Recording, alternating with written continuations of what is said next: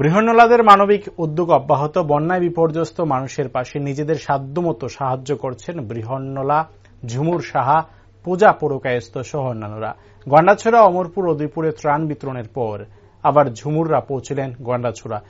এদিন খাদ্য সামগ্রী নিয়ে তারা হাজির হন জমাতিয়াপাড়া এসবি স্কুল, মনোরঞ্জনপাড়া এসবি স্কুলে।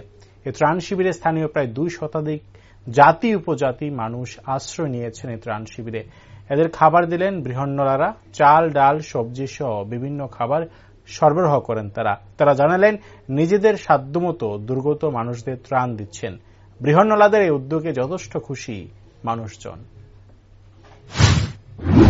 নমস্কার, আমরা শ্রী গন্ডাছড়া জমাতিয়াপাড়া এসডি স্কুল আসছি খাদ্য নিয়ে। বন্যাতে মাসিদের অনেক ক্ষতি হয়েছে, অনেক ক্ষতিগ্রস্ত হয়েছে। বাঙালি আছে এখানে, বাঙালি ট্রাভেল মিলিয়ে সব জায়গায় আমরা এখানে আসছি, তাই না মাসি?